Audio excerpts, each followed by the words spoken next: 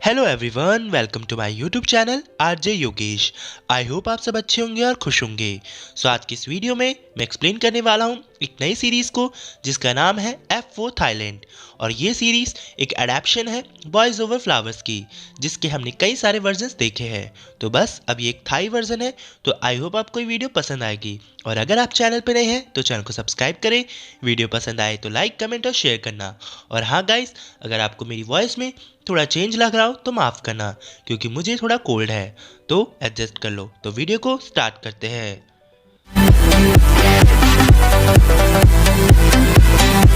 Episode start होता है और हम बैंकॉक के सबसे फेमस स्कूल कोचेर हाई स्कूल को दिखाया जाता है। फिर हम इस ड्रामे की फीमेल लीड गोरिया को दिखते हैं, जो कि अपनी स्टडी कर रही होती है। तभी उसके पास एक लड़की आती है जिसका नाम हैना होता है, और वो गोरिया से बोलती है कि मैं आज ही यूएस से यहाँ शिफ्ट हुई हूँ। फिर फिर हैना गोरिया से पूछती है कि तुम अकेले क्यों बैठी हो, तो गोरिया उसे बताती है वो एक स्पोर्ट्स स्कॉलरशिप की वजह से यहाँ आई है, तो उसे ध्यान लगाकर पढ़ना होगा। तभी गोरिया उससे कहती है ज़रा उन लड़कियों को देखो, उनके पास करने के लिए बहुत सारी बातें हैं, जैसे कि ये एक्सपेंसिव बैग कहाँ से ख़रीदा, समर ब्रेक्स में कहाँ जाना है, और भी फालतू की बातें। और हाँ, यहाँ पे अमीर ज़्यादा बच्चे ही पढ़ने आते हैं, और अगर तुम उन लड़कियों के पास जाना चाहती हो तो जा सकती हो, क्योंकि मैं एक बोर टाइप की लड़की हूँ। तो गो ये सुनकर हैना वहाँ से जाने लगती है, लेकिन वो वापस आ जाती है और गुड़िया से कहती है कि मैं तो तुम्हारी ही दोस्त बनना चाहूँगी, क्योंकि वो लड़कियाँ काफ़ी शेल्फिश लगती है। और फिर हैना गोरिया से पूछती है कि मुझ जैसे न्यू स्टूडेंट को कुछ एडवाइस देना चाहोगी, तो गोरिया उसे बताती है कि यहाँ इस स्कूल में स्टूडेंट को परेशान किया जाता है। ये स्कूल जितना बड़ा और बाहर से अच्छा दिखता है उतना ही खतरनाक भी है। फिर गोरिया बताती है इस स्कूल में गेम खेला जाता है। तभी हम लड़के को रेड कार्ड मिलते हुए दिखाया जाता है और ये न्यू स्टूडेंट्स के पास मैसेज के थ्रू आ जाती है। गोरिया बताती है इस गेम को जज स्कूल का एक फेमस ग्रुप करता है जिसका नाम F4 है, और जो भी उन लोगों से पंगा लेता है उसके लॉकर में रेड कार्ड रख दिया जाता है। इसका मतलब ये है कि उस लड़के के साथ स्कूल के सारे बच्चे कुछ भी कर सकते हैं जो कि वो लोग करना चाहते हैं। और फिर हाँ, और उन लोगों को ये पता होता है कि वो कैमरे के सामने कुछ नहीं कर सकते। वो सब कुछ ऐसा प्रिटेंड करते हैं कि वो सब एक एक्सीडेंट था। बच्चे इस लड़के का फ़ोन लेकर भाग जाते हैं। हैना पूछती है कि क्या टीचर उनको नहीं रोकते, तो गोरिया बताती है कि उनको कोई नहीं रोक सकता, इवन स्कूल का डायरेक्टर भी नहीं। रेड कार्ड वाले स्टूडेंट को स्कूल के पुराने स्टेडियम तक ले जाया जाता है फोर्सली, क्योंकि वो अकेली एक ऐसी जगह है जहाँ पर एक भी कैमरा नहीं है और वहाँ पर फ़ोन ले जाना भी अलाउड नहीं होता है। तभी उस लड़के को बाकी सारे स्टूडेंट खूब मारते हैं। और अब होती है F4 की एंट्री, जिन्हें देखकर स्कूल की सारी लड़कियां खुशी के मारे पागल होने लगती है। फिर F4 के सारे मेंबर वहां आकर एक सोफे पर बैठ जाते हैं, तो गोरिया और हैना भी वहां पर पहुंच जाती है। फिर F4 का लीडर, जिसका नाम थाइन होता है, वो उस लड़के से कहता है कि तुम स्कूल के टॉप स्टूडेंट में से एक हो, पर अब तुम्हारी रेपुटेशन खराब हो गई है, क्योंकि तुम स्कूल में क्या होता है ये तुम सबको बताना चाहते थे। क्या मैं तुम्हें पागल लगता हूँ? वो लड़का कहता है कि इस वीडियो से तुम्हारी सच सबके सामने आ जाएगा। थाइन कहता है क्या तुम इस वीडियो की बात कर रहे हो? तभी सारी वीडियो अपना भी गायब हो जाती है। वो लड़का कहता है कि तुम ऐसा कैसा कर सकते हो? तो थाइन उसे कहता है मेरे जैसे लोगों के लिए ये कुछ भी नहीं है और ये बहुत ही आसान था। तभी हम देखते हैं कि F4 के दूसरे मेंबर ने वो सारी वीडियो इंटरनेट से हटा दी होती है और ये सब उसने एक कॉल के थ्रू ही किया होता है। थाइन कहता है अब तो तुम गए, और सब लोग शोर मचाने लगते हैं। वो लड़का थाइन को एक पंच मार देता है, फिर थाइन भी उसे मारता है। तभी हम F4 के मेंबर को उठकर वहाँ से जाकर देखते हैं, जिसका नाम रेन होता है, क्योंकि उसे इन सब चीज़ों में कोई इंटरेस्ट नहीं होता है। वो जाते हुए गोरिया को देखता है। वो लड़का सब लोगों को कहता है हम F4 वाला गेम क्यों खेल रहे हैं, हम साथ मिलकर इन लोगों को रोक सकते हैं, पर सब लोग उस लड़के को इग्नोर कर देते हैं। फिर उसके बाद बाकी स्टूडेंट उसे मारने लगते हैं। थाइन कहता है उस लड़के से कि मैंने इन सबको तुम्हें परेशान करने के लिए नहीं कहा था, ये लोग सब कुछ अपनी मर्जी से कर रहे हैं, मैं इन्हें कुछ भी नहीं कह सकता हूँ। और ये सब बोलकर थाइन वहाँ से जाने लगता है।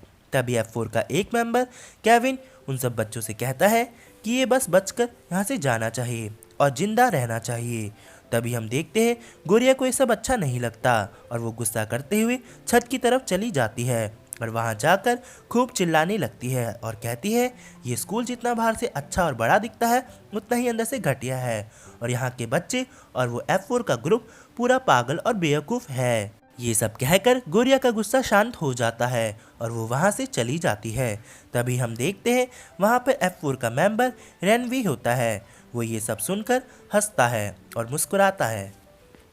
फिर हम गोरिया को एक फ्लावर शॉप में पार्ट टाइम जॉब करते हुए देखते हैं। वहाँ पर गोरिया अपनी फ्रेंड कनिंग को बताती है F4 के बारे में।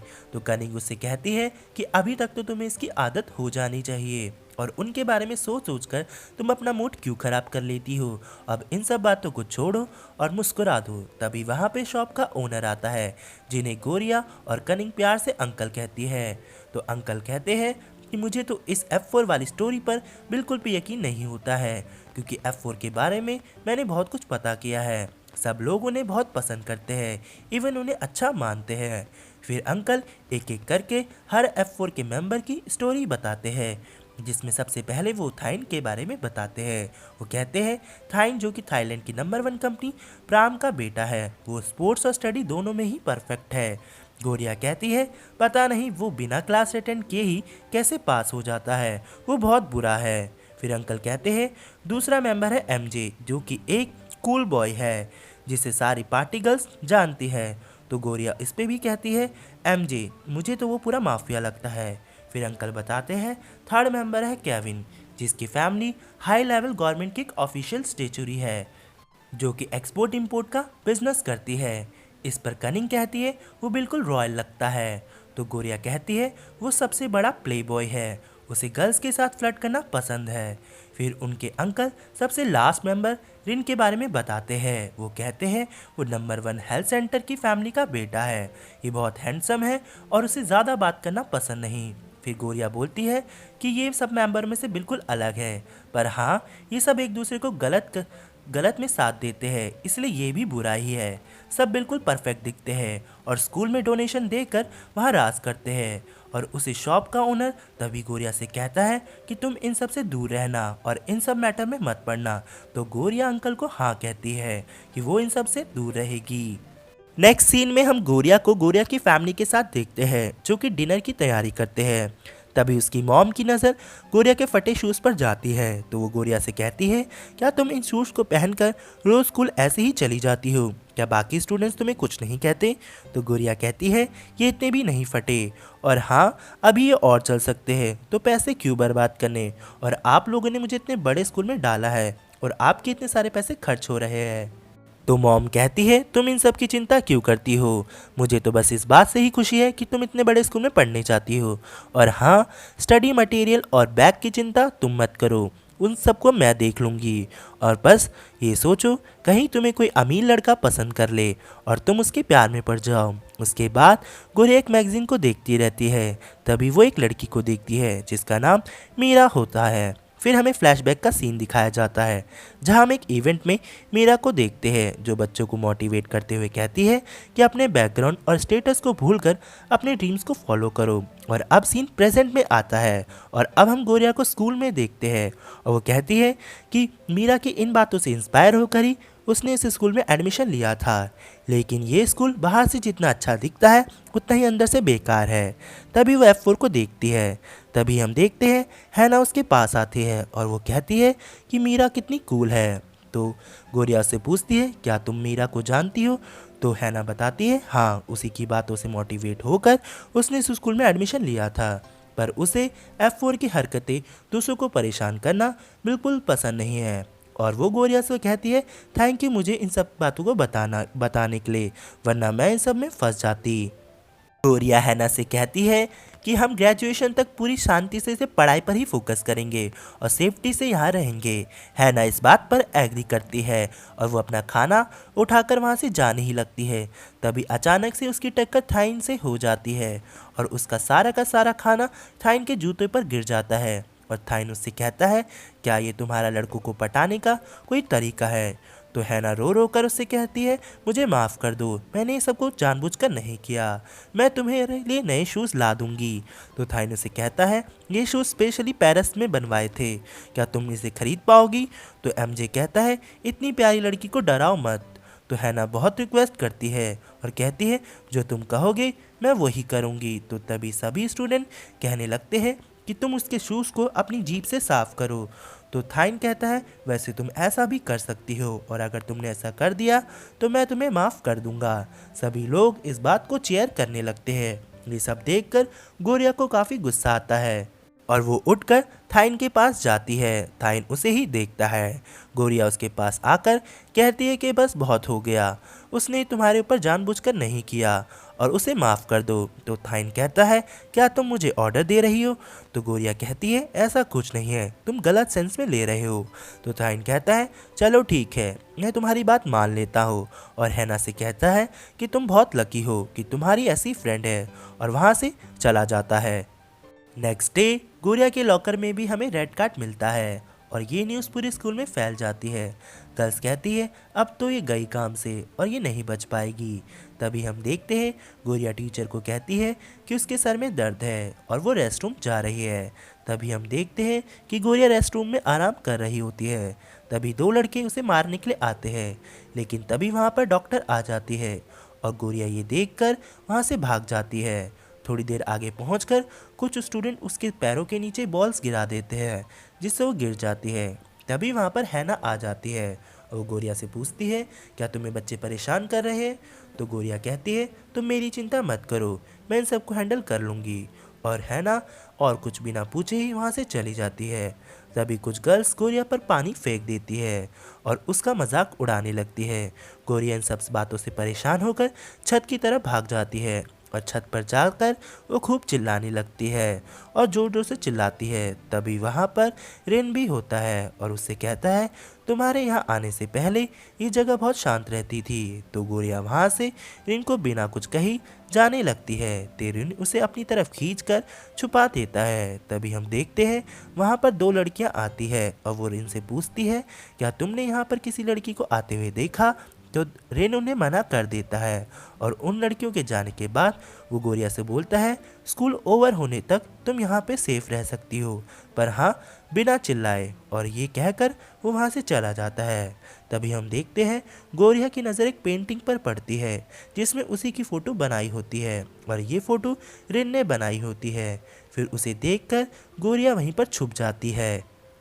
अब हम शाम का सीन देखते हैं जहां हम देखते हैं कि कुछ लड़के अभी भी गोरिया का वेट कर रहे होते हैं। तभी हम देखते हैं कि गोरिया अपनी छुपी जगह से निकलकर अपने लॉकर की तरफ जाती है। वो सारा सामान निकाल ही रही होती है कि कुछ लड़के आकर उसे पकड़ लेते हैं और उसे एक रूम में ले जाकर उसके साथ जोर जबरदस्ती करने लगते हैं और उसका वीडियो बनाने लगते हैं। तभी हम देखते हैं कि वहाँ पर रेन आ जाता है। रेन उससे कहता है कि अब बस बहुत हुआ और इसे जाने दो, और कहता है अब तुम जाओ यहाँ से। इसके बाद हम देखते हैं कि वो लड़के रेन की बात सुनकर वहाँ से भाग जाते हैं। तभी हम देखते हैं कि गोरिया जोर जोर से रोने लगती है। तो रेन कहता है, तुम अपने घर क्यों नहीं जाती? तुम फिर से यहीं पर आ गई मुझे परेशान करने। मैंने बड़ी मुश्किल से एक शांति सी जगह ढूंढी थी, पर तुमने फिर से आके सब कुछ खराब कर दिया। ये बात सुनकर गोरिया फिर से रोने लगती है। फिर रेन उससे कहता है, अब तो अपने घर जाओ। तो गोरिया कहती है कि वो घर नहीं जा सकती, वो लड़के बाहर ही खड़े होंगे क्योंकि उन्होंने उसे धमकी दी है कि वो उसे स्कूल से बाहर निकाल कर ही रहेंगे। तभी हम देखते हैं कि रेन उसकी हेल्प करने के लिए अपनी जेब से एक लाइटर निकालता है और वहाँ पे फायर अलार्म को एक्टिव कर देता है, जिससे चारों ओर पानी बरसने लगता है। ये देख के गोरिया हैरान होती है और फायर एक्सटेंशन की आवाज़ सुनकर वहाँ पर गार्ड भी आ जाते हैं और वो लड़के गार्ड को देखकर वहाँ से भाग जाते हैं। तभी हम देखते हैं कि रेन स्माइल करता है और गोरिया उसी को देखते रहती है और फिर गोरिया अपने घर चली जाती है।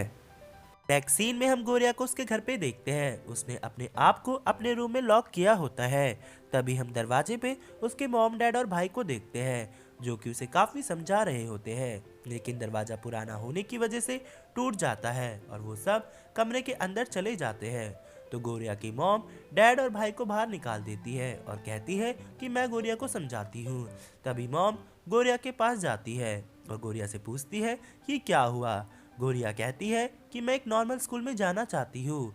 तो मॉम कहती है मेरी बेटी स्ट्रांग है, वो इस प्रॉब्लम से बाहर आ सकती है। तुम फ्यूचर के बारे में सोचो, तुम्हारा फ्यूचर तुम्हारे हाथ में है, बस तुम हैंडसम और रिच लड़के के बारे में सोचो। ये सब सुनकर गोरिया को काफ़ी गुस्सा आता है और वो कहती है कि आपको तो बस यही चाहिए और पैसे से हर चीज़ नहीं खरीदी जा सकती। तो मॉम कहती है कि हाँ, पैसे से सब कुछ नहीं खरीदा जा सकता, पर एक बेटर लाइफ तो मिल ही जाएगी। तो गोरिया कहती है अगर अमीर लोग F4 की तरह होते हैं तो मुझे गरीब रहना ही पसंद है, और ये बोलकर वहाँ से चली जाती है। इसके बाद हम केविन और एमजे को पार्टी करते हुए देखते हैं थाइन के घर पर, और वहीं थाइन उन तीनों लड़कों को खूब मारता है। वो उन्हें मारते मारते पूल में धक्का मार देता है। तभी वो लड़के से कहता है क्या ज़रूरत थी ऐसी हरकत करने की, लड़की को स्कूल से निकालने के लिए दूसरे तरीके भी थे। तभी हम देखते हैं वो उन्हें और मारता है। तभी एमजे उसे रोक देता है। तो थाइन एमजे से पूछता है कि रिन ने उस लड़की की हेल्प क्यों की। तो एमजे उसे कहता है तुमने कभी किसी लड़की को रेड कार्ड नहीं दिया, ये बात बिल्कुल डिफरेंट है, वो बस एक छोटी सी लड़की है, तुम ऐसा कैसे कर देते हो। तभी वहाँ पर मेड आ जाती है और थाइन को कहती है कि तुम्हारी मॉम सिंगापुर से वापस आ गई है। तो थाइन गुस्से में वहाँ से चला जाता है। तभी एमजे केविन से कहता है कि तुम्हें भी उसे समझाना चाहिए था। तो केविन कहता है कि कुछ भी कर लो, कोई फ़ायदा नहीं है, उसे कोई नहीं रोक सकता, जो उसे करना होता है वो बस वही करता है।